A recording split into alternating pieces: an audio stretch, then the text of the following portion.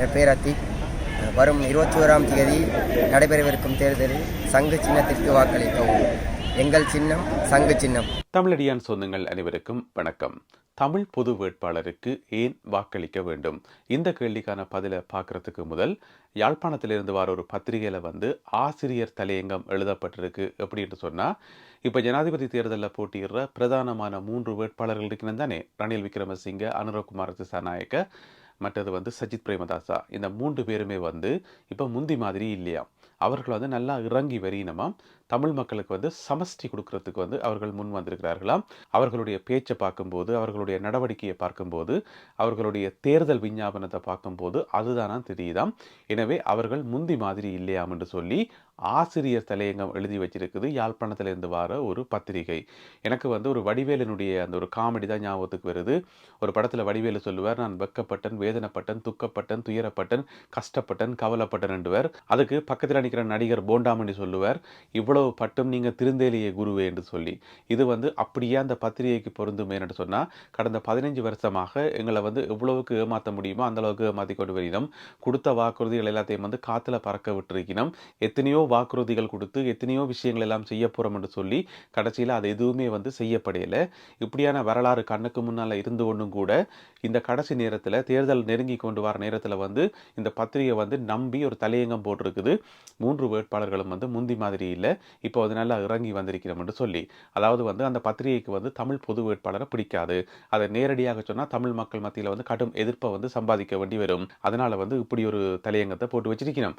சரி, என்னதான் பத்திரிகைகள் மற்ற ஊடகங்கள் அல்லது திடீரென்று முளைச்சாக்கள் எல்லாருமே தமிழ் பொது வேட்பாளருக்கு எதிரான கருத்தை சொன்னாலும் சரிதான், அல்லது சிங்கள வேட்பாளர்களுக்கு ஆதரவான கருத்தை சொன்னாலும், தமிழ் மக்களுடைய தீர்மானம் என்றது எப்போதோ எடுக்கப்பட்ட ஒரு தீர்மானமாக மாறி இருக்குது.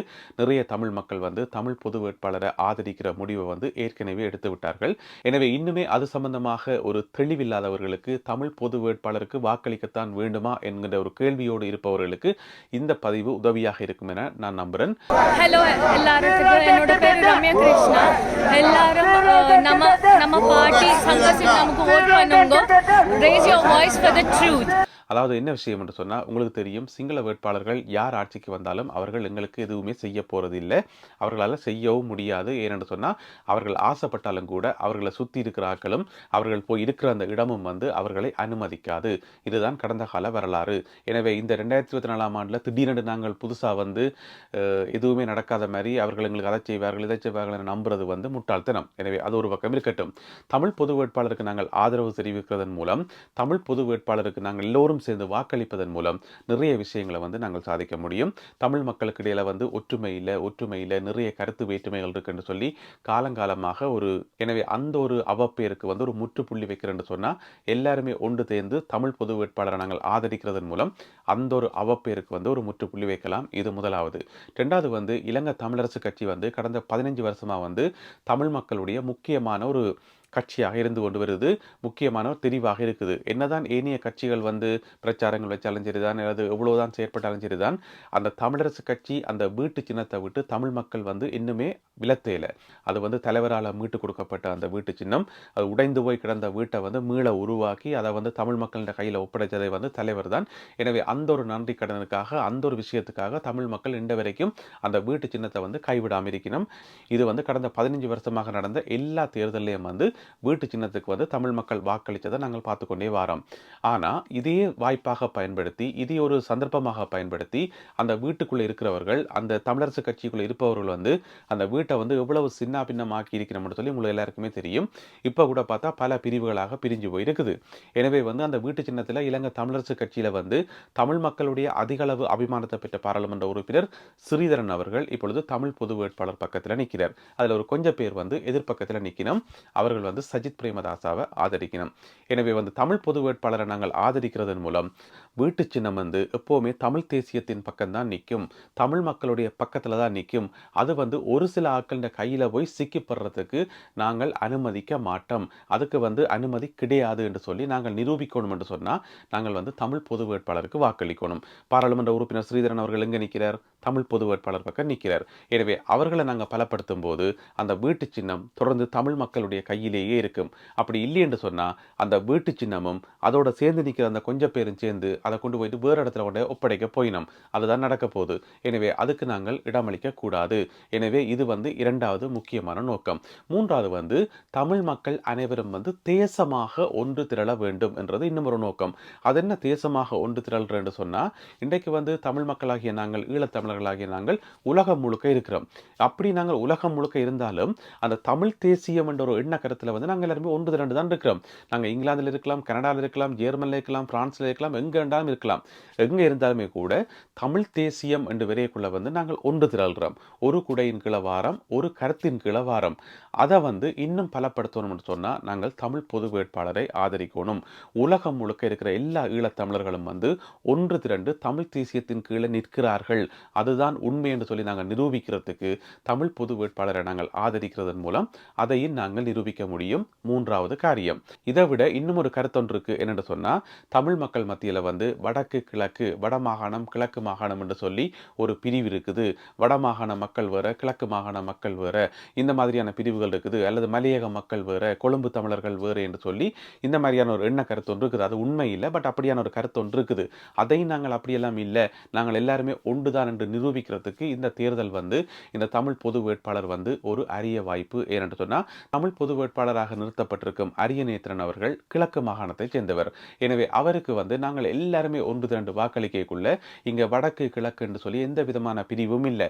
அப்படி ஒரு பிரிவு இருக்குன்னு சொல்லி சொல்றாக்களுக்கு முகத்துல கரி பூசுற மாதிரி இருக்கும் இந்த தேர்தலினுடைய முடிவு. எனவே அதையும் கருத்தில் கொண்டு நாங்கள் எல்லோரும் ஒன்று சேர்ந்து தமிழ் பொது வேட்பாளருக்கு வாக்களிக்கணும். இதை விட இன்னும் ஒரு முக்கியமான விஷயம், தமிழ் பொது வேட்பாளருக்கு தனிய வடக்கு கிழக்கில் இருக்கிற தமிழ் மக்கள் மட்டும்தான் வாக்களிப்பினமா என்று கேட்டீங்கன்னு சொன்னா அப்படி எல்லாம் இல்லை. இலங்கையினுடைய எந்த ஒரு மூலையிலும் இருக்கக்கூடிய யாருமே தமிழ் பொது வேட்பாளருக்கு வாக்களிக்க முடியும். அதற்கான வாய்ப்புகள் இல்லாமல் இல்லை, இருக்குது. இது சம்பந்தமாக நான் ஒரு 4-5 மாசத்துக்கு முதலே ஒரு பதிவு ஒன்று போட்டிருக்கிறேன். அதாவது இவர்தான் தமிழ் பொது வேட்பாளர் என்று தெரியாக்கு முதல் தமிழ் பொது வேட்பாளர் நிறுத்துறதுக்கு ஒரு கட்டமைப்பு உருவாக்கப்பட்டிருக்கு தானே. அந்த கட்டமைப்பெல்லாம் உருவாக்கப்படுவதற்கு முதல் தமிழ் பொது வேட்பாளர் என்ற ஒரு எண்ண கருத்து உருவான அந்த கால பகுதியிலேயே நான் ஒரு பதிவு போட்டிருக்கிறேன். தமிழ் பொது வேட்பாளர் கட்டாயம் நிறுத்தப்படணும். அப்படி அவர் நிறுத்தப்பட்டால் அவருக்கு சிங்கள மக்களும் வாக்களிப்பதற்கான வாய்ப்புகள் இருக்குது என்று சொல்லி புள்ளி விவரங்களோட ஆதாரங்களோட நான் ஒரு வீடியோ ஒன்று போட்டிருந்தேன். நான் ஒரு 4-5 மாசத்துக்கு முதல். அந்த வீடியோவினுடைய லிங்க் கீழே டிஸ்கிரிப்ஷன்ல இருக்குது. உங்களுக்கு நேரம் இருக்கும்போது அந்த வீடியோவையும் பாருங்க. அதில் நான் விரிவாக சொல்லியிருக்கிறேன். சிங்கள மக்கள் கூட தமிழ் பொது வேட்பாளருக்கு வாக்களிக்கிறதுக்கான வாய்ப்புகள் இருக்கு என்று சொல்லி அதில் சொல்லியிருக்கிறேன். என்னென்ன விஷயங்கள்ன்றதை நீங்கள் அந்த வீடியோவில் பார்த்து தெரிஞ்சு கொள்ளுங்க. எனவே தமிழ் பொது வேட்பாளருக்கு தமிழ் மக்கள் மத்தியில் மிகப்பெரிய ஒரு ஆதரவு அலை பெருகி கொண்டே வருது.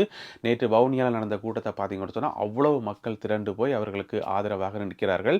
இன்னுமே இது சம்பந்தமாக கேள்விகளுடனும் சந்தேகங்களுடனும் இருப்பவர்களுக்கு தயவு செய்து இந்த காணொலியை அனுப்பி விடுங்க. அவர்களுக்கு ஒரு தெளிவு கிடைக்கட்டும். அவர்களும் எல்லோருமே ஒன்று திரண்டு தமிழ் பொது வேட்பாளருக்கு வாக்களிக்கட்டும்.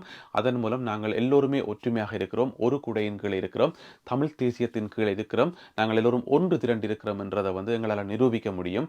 நாங்கள் உலகத்தில் எந்த மூலையில் வாழ்ந்தாலும் எங்களுடைய உணர்வு என்றது ஒன்றுதான், அதுதான் தமிழ் தேசியம். அதை நாங்கள் எப்போவுமே அணைஞ்சு போக விடக்கூடாது. எனவே அதை மீண்டும் மீண்டும் நிரூபிக்கிறதுக்கு தமிழ் பொது வேட்பாளர் மிக அரிய ஒரு வாய்ப்பு. ஒரு சில ஆக்கள் சொல்லினோம் சிங்கள வேட்பாளர்கள் இப்போ இறங்கி வந்துருக்கணும், அவர்கள் தமிழ் மக்களுக்கு உதவி செய்ய வந்துருக்கணும். எனவே வெண்ணெய் திரண்டு வரும் நேரத்தில் தாலியை உடைக்கலாமான்னு கேட்கணும். ஆனால் வடிவா நாங்கள் கண்ணை திறந்து வடிவா பார்த்தோம் என்று சொன்னா, ஒரு மயக்கத்திலிருந்து பார்க்காம தெளிவா பார்த்தோம் என்று சொன்னா, அங்க வெண்ணையும் திரண்டு வரையில, ஒன்றுமே திரண்டு வரையில, தாலியும் உடைக்கப்படையில, எதுவுமே நடக்கல. இதெல்லாம் இவர்களுடைய கட்டுக்கதை. இவர்கள் ஏதாவது ஒன்று வாங்கி பாக்கெட்டுக்கு வச்சு போட்டு தாங்களாக இயற்றி விடுற கதைகள். ஒவ்வொரு முறையும் ஜனாதிபதி தேர்தல் நடக்கும்போது வெண்ணெய் திரண்டு வருது, தாலியை உடைக்காங்கன்னு சொல்லி அந்த காலத்திலிருந்து 1970ஆம் ஆண்டிலிருந்து சொல்லி கொண்டு தான் இருக்கணும். ஆனால் இதுவரைக்கும் எந்த ஒரு வெண்ணையும் திரண்டு வந்த மாதிரியே தெரியல.